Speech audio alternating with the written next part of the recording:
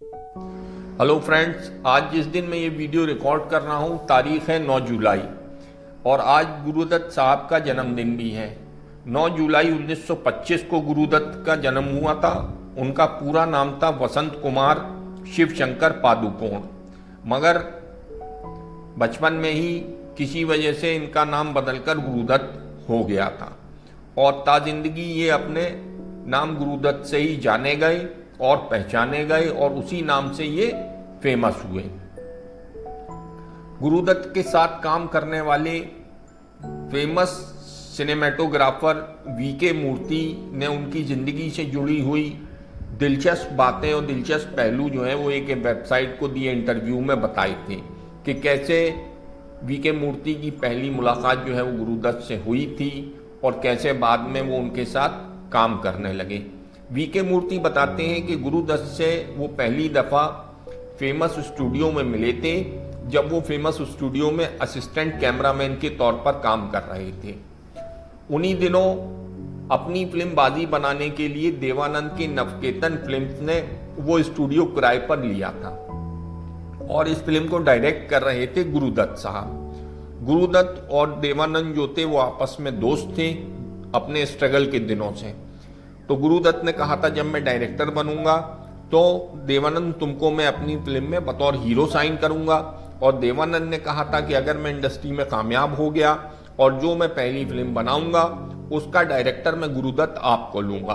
और देवानंद ने अपना वायदा निभाया और जब देवानंद ने अपनी पहली फिल्म प्रोड्यूस की तो उसका डायरेक्टर उन्होंने गुरुदत्त को लिया। तो बाजी फिल्म के डायरेक्टर थे गुरुदत्त। एक दिन जो है वीके मूर्ति ने गुरुदत्त को एक खास सीन के लिए अलग तरह का शॉट लेने की सलाह दी। वो शॉट जरा मुश्किल था तो गुरुदत्त बोले कि उनका कैमरामैन वो नहीं कर पाएगा। तो वीके मूर्ति ने उनसे कहा कि आप अपने कैमरामैन से मुझे ये शॉट लेने की परमिशन दे दें तो मैं इसे कैप्चर करना चाहूंगा।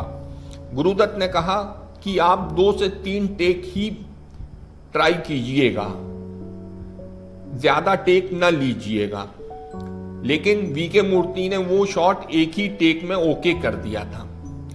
और उस दिन पैकअप होने के बाद गुरुदत्त वीके मूर्ति के पास गए और बोले कि क्या तुम मेरी अगली फिल्म में मेरे साथ काम करोगे।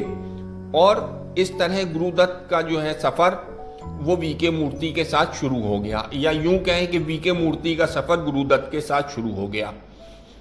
बकौल वीके मूर्ति गुरुदत्त बहुत महान डायरेक्टर थे, बहुत क्रिएटिव थे और अपने काम में बहुत दिलचस्पी रखते थे, बहुत रुचि रखते थे। वो बहुत ही क्रिएटिव इंसान थे और बहुत ही गंभीर इंसान थे। हालांकि वो कभी किसी बेफजूल की बात पर जो है वो गुस्सा नहीं करते थे, लेकिन जैसे कि एक हर क्रिएटिव इंसान की आदत होती है कि वो अपने कोवर्कर्स से कुछ डिमांड ज़्यादा रखता है और इसी वजह से जो है वो गुरुदत्त की और वीके मूर्ति की बहस हो जाती थी, क्योंकि वीके मूर्ति जो है वो लाइटिंग में कुछ ज़्यादा ही वक्त लगाते थे। आर पार फिल्म की मेकिंग के दौरान गुरुदत्त और वीके मूर्ति की तगड़ी लड़ाई हो गई थी, लेकिन उसके बाद गुरुदत्त जो है वो वीके मूर्ति के पास गए और उनको समझाया, बताया कि देखो ये फिल्म मुझे जल्दी पूरी करनी है और इस बात का मेरे ऊपर बहुत प्रेशर है, इसलिए हमको एक दूसरे को कोऑपरेट करना चाहिए और जल्दी से जल्दी इस काम को ख़त्म करना चाहिए। उसके बाद जो है वीके मूर्ति और गुरुदत्त के बीच कभी अनबन नहीं हुई, उन्होंने बहुत अच्छे से काम किया और कभी बाद में बहस नहीं हुई। गुरुदत्त बहुत ही एक नॉर्मल इंसान थे, बहुत ही खुशमिजाज इंसान थे। वो अपनी लाइफ जो है वो किसी मिडिल क्लास इंसान की तरह जीते थे। हालांकि सक्सेस जो है कभी उनके दिमाग पर नहीं चढ़ी और ना कभी उनके रहन सहन में कोई बदलाव आया। और वीके दोनों लोग जो हैं वो अक्सर साथ में डोसा भेलपूरी खाने जाते रहते थे और स्टूडियो में ही एक कंपाउंड में वो क्रिकेट भी खेलते थे, बैडमिंटन भी खेलते थे। और वीके मूर्ति बताते हैं कि गुरुदत्त के साथ काम करना एक बहुत ही इंटरेस्टिंग एक्सपीरियंस था। वो हमेशा थोड़ा डार्क सब्जेक्ट पे मूवीज़ बनाते थे और इंटेलेक्चुअल इंसान के तौर पे काम करते थे। इनिशियली जो था वो कैमरा फेस करने में वो थोड़ा घबराते थे, लेकिन वीके मूर्ति के समझाने और कहने पर उन्होंने वो भी शुरू कर दिया, क्योंकि वीके मूर्ति बताते हैं कि वो जानते थे कि वो बहुत आराम से एक्टिंग कर सकते हैं, क्योंकि गुरुदत्त को रोल की बहुत गहरी समझ होती थी। स्क्रीन प्ले और डायलॉग्स पर वो बहुत मेहनत करते थे। अबराल अलवी जो उनके राइटर थे और खुद गुरुदत्त घंटों तक राइटिंग पर काम करते थे। एक डायलॉग्स को वो लोग कई कई दफा लिखते थे और खुद गुरुदत्त अपनी एक्टिंग पर कभी कोई जो है कमेंट नहीं करते थे। वो जो जिम्मेदारी थी वो उन्होंने वीके मूर्ति और अबराल अलवी को दे रखी थी। फिल्म की कहानी और हर सीन के लिंकअप के साथ वो कोई समझौता नहीं करते थे। इस मामले में वो बहुत ही ऑब्सेसिव डायरेक्टर थे। जब तक शॉट परफेक्ट नहीं हो जाता था वो नहीं रुकते थे। वो कभी भी नहीं कहते थे कि ओके है, ठीक है, जाने दो। परफेक्शनिस्ट थे वो, और ना ही वो अपने काम में किसी की दखलंदाजी बर्दाश्त करते थे। सिर्फ वीके मूर्ति बताते हैं कि सिर्फ वो और राइटर ही उनके काम में थोड़ी बहुत दखल दे सकते थे, और वो दखल भी क्या होता था कि वो सजेशन देते थे, और अगर सजेशंस गुरुदत्त को सही लगते थे तो उन सजेशंस को एक्सेप्ट कर लेते थे। वैसे वीके मूर्ति कहते हैं कि भाई मैंने कभी उनके काम में इंटरफियर नहीं किया, क्योंकि फोटोग्राफी जो थी वो मेरा काम था, और गुरुदत्त साहब भी जो थे वो उनके सिनेमेटोग्राफी के काम में दखल नहीं देते थे, और गुरुदत्त भी अपने सजेशंस जरूर देते थे, और वीके मूर्ति को सही लगता था तो वीके मूर्ति भी उन सजेशंस को एक्सेप्ट करते थे। और गुरुदत्त को इस बात से बड़ी टेंशन होती थी कि उनका कोई एक्टर जो है वो बीच में काम छोड़ कर ना जाए, क्योंकि फिर एक नए एक्टर के साथ काम करने में फिर से वही मेहनत करनी पड़ती थी। अगर कोई सीन सही से शूट नहीं हो पाता था तो वो पैकअप कर देते थे। प्यासा फिल्म के एक सीन में गुरुदत्त ने 104 टेक लिए थे। उस सीन में डायलॉग जरा लंबा था और वो बार बार डायलॉग भूल रहे थे, मगर जब सीन परफेक्टली शूट नहीं हुआ तब तक वो रुके नहीं, क्योंकि उनको वो सीन परफेक्ट चाहिए था। और हद ये हो गई कि सुबह 5:30 बजे से जो शूटिंग शुरू हुई थी और रात के 10:30 बजे तक भी वो सीन कंप्लीट नहीं हो सका था। तब वीके मूर्ति ने उनको कहा कि गुरुदत्त साहब आज रहने देते हैं, कल फिर एक फ्रेश स्टार्ट करेंगे। वीके मूर्ति बताते हैं कि पहले तो गुरुदत्त ने मना कर दिया, लेकिन जब रात के 11:30 बजे तक भी वो सीन सही से शूट नहीं हो पाया तो गुरुदत्त ने खुद ही कहा कि पैकअप। और कमाल की बात देखिए कि अगले दिन सुबह आते ही पहले ही टेक में वो शॉट ओके हो गया। गुरुदत्त साहब की आदत थी कि जब कोई काम सही से नहीं हो पाता था तो वो गुस्सा हो जाते थे और उनको गुस्सा आने लगता था और वो चिल्लाने भी लगते थे, लेकिन यूनिट का कोई भी मेंबर उनकी बात का बुरा नहीं मानता था, क्योंकि सब जानते थे कि गुरुदत्त जो है कितनी शिद्दत से अपनी फिल्में बनाते हैं, अपना काम कितनी शिद्दत से करते हैं। और वीके मूर्ति कहते हैं जब वो मुझ पर चिल्लाते थे तो ये वीके मूर्ति भी उन पर चिल्लाने लगते थे, लेकिन गुरुदत्त साहब का बड़प्पन था कि वो वीके मूर्ति के चिल्लाने का बुरा नहीं मानते थे, क्योंकि उनका मानना था ये क्रिएटिव फाइट है, ये काम को लेकर फाइट है, काम को बेहतर करने के लिए फाइट है। अब वीके मूर्ति जो थे वो लाइट और कैमरे के इंचार्ज थे, तो हीरोइन को खूबसूरत दिखाने की जिम्मेदारी जो थी वो वीके मूर्ति की थी, इसलिए हीरोइनें जो थी वो वीके मूर्ति से खूब बात करती थी। तो गुरुदत्त साहब मजाक में कहते थे कि भाई मैं डायरेक्टर हूं लेकिन फिर भी हीरोइनें मुझसे बात नहीं करती हैं। इसी तरह एक कॉमेडी फिल्म के लिए वीके मूर्ति ने कुछ अलग तरह से लाइटिंग की थी और उन्होंने गुरुदत्त से इसकी इजाजत ले ली थी, मगर 2-3 शॉट देखने के बाद गुरुदत्त ने मुझसे कहा कि कुछ दूसरे स्टाइल से करो, इसमें मजा नहीं आ रहा है। गुरुदत्त को ब्राइट लाइट पसंद नहीं थी। एक दफा एक शॉट को सेटअप करने में वीके मूर्ति को काफी वक्त लग गया, तो वो जो थे गुरुदत्त साहब वीके मूर्ति से काफी नाराज हो गए और वीके मूर्ति से बोले कि जब मेरी हैसियत हो जाएगी तो मैं तुम्हारे लिए एक फिल्म बनाऊंगा, तब तुम्हें शॉट अरेंज करने में जितना भी वक्त लगे ले लेना। और गुरुदत्त ने जो बात वीके मूर्ति से कही थी उस बात को उन्होंने निभाया भी, और गुरुदत्त ने वो फिल्म बनाई और उस फिल्म का नाम था प्यासा, और वो भारत की पहली सिनेमा स्कोप फिल्म थी। वीके मूर्ति ने और गुरुदत्त ने कुछ हॉलीवुड फिल्म देखी थी जो सिनेमा स्कोप टेक्नोलॉजी में शूट हुई थी। उन फिल्मों को देखकर गुरुदत्त ने भी कागज के फूल को इसी टेक्निक से बनाने का फैसला किया। उस वक्त एक इंसान था जिसने गुरुदत्त की बहुत मदद की थी और उसका नाम था प्रभु। वो 20th सेंचुरी फॉक्स के मैनेजर थे।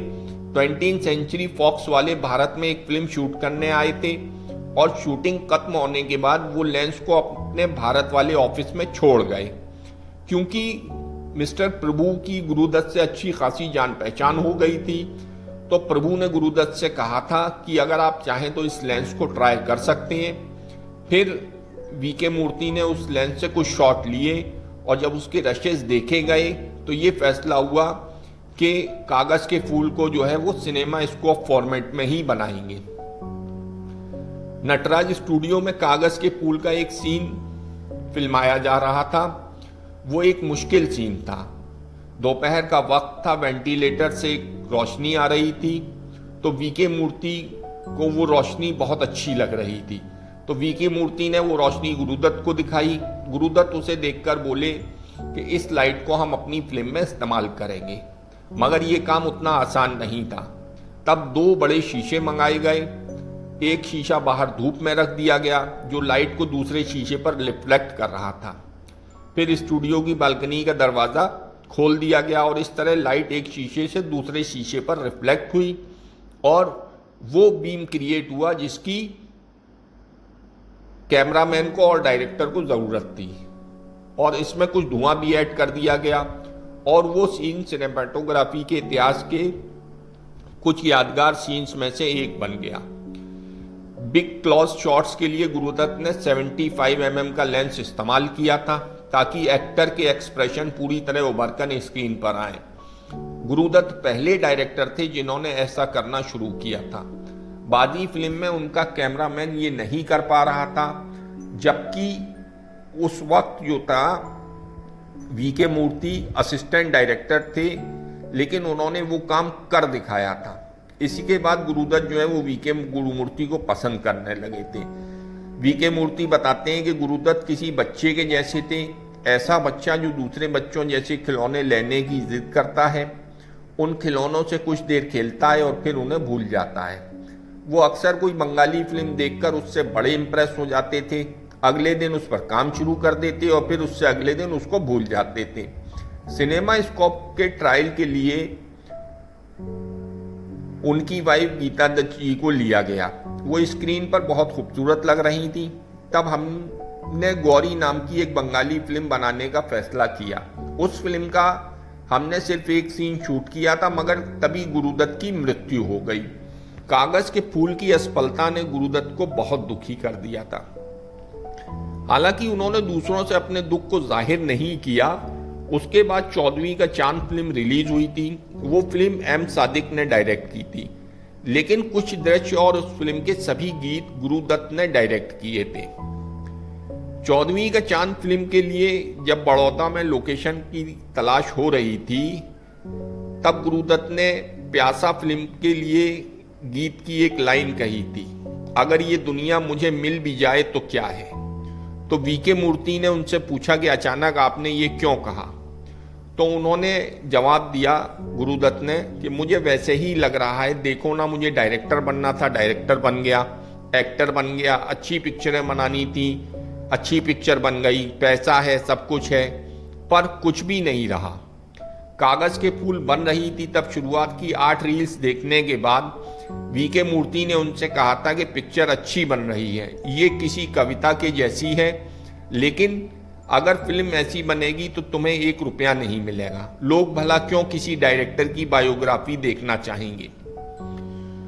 लोग ये भी नहीं मानेंगे कि डायरेक्टर एक फेलियर था और उसके पास पैसा भी नहीं था। मगर गुरुदत्त ने कहा था कि ये फिल्म मेरे और तुम्हारे लिए है, ये पब्लिक के लिए नहीं है। वो अपनी जिद पर अड़े रहे और उन्होंने कागज के फूल पूरी ही बनाई। फिल्म को क्रिटिकली तो खूब सराहा गया, लेकिन कमर्शियली वो बहुत बुरी तरह फ्लॉप हुई। गुरुदत्त को तगड़ा नुकसान कागज के फूल की वजह से हुआ। मुझे लगता है कि लोगों को दुख भरी औरतों को देखना पसंद है, आदमियों को नहीं। शायद इसलिए कागज के फूल फ्लॉप हो गई। गुरुदत्त ने 3 दफा आत्महत्या करने की कोशिश की थी। 2 दफा तो बच गए, मगर तीसरी दफा नहीं बच सके। उनकी मौत से तकरीबन 8 दिन पहले वीके मूर्ति की उनसे मुलाकात हुई थी और उन्होंने साथ में ड्रिंक की थी। वीके मूर्ति बताते हैं कि उस वक्त तो वो बिल्कुल ठीक लग रहे थे, थोड़ा कभी कभार एक्साइटेड हो जाते थे। तो वीके मूर्ति ने उनसे कहा था कि थोड़ा जो है वो शांत रहिए। आखिर के दिनों में जो थे वो गुरुदत्त बहुत टेंशन में रहते थे और लोग भी उनके पास जाने से बचते थे। एक दिन गुरुदत्त की वाइफ गीता दत्त और उनके बच्चे भी उनको छोड़कर चले गए। गुरुदत्त ने अपना घर भी बेच दिया और पैडर रोड पर एक किराए के घर में जाकर रहने लगे। गीता दत्त को शायद इसके लिए कंप्लेन नहीं किया जाना चाहिए। वीके मूर्ति बताते हैं कि वीके मूर्ति जो थे वो बेंगलोर शिफ्ट हो रहे थे और बेंगलोर जाने से पहले वो गुरुदत्त और अबरार अलवी से मिले थे। उस दिन गुरुदत्त ने वीके मूर्ति से कहा, मैं तो अनाथ हो गया हूं, घर वाले नहीं हैं, तुम बेंगलोर जा रहे हो। अबरार जो है वो दूसरी फिल्म लिखने के लिए मद्रास जा रहा है, अब मैं क्या करूं। और इसके कुछ दिनों बाद ही गुरुदत्त ने अपनी जिंदगी को खत्म कर लिया। आज गुरुदत्त जी का जन्मदिन है, जिस दिन मैं ये वीडियो आप लोगों के लिए बना रहा हूं। गुरुदत्त जो है उन्होंने फिल्म इंडस्ट्री को बहुत बेहतरीन फिल्म दी है और उनकी जो आइडिया था फिल्म मेकिंग का, जो उनकी टेक्निक की, बाद के फिल्म डायरेक्टर्स ने और फिल्म मेकर्स ने उसको बहुत फॉलो भी किया है। गुरुदत्त जो थे वो प्रोफेशनली जो है वो बहुत टैलेंटेड आदमी थे और प्रोफेशनली उन्होंने बहुत कुछ गेन किया, लेकिन पर्सनल लाइफ जो है उनकी उतनी अच्छी नहीं रही।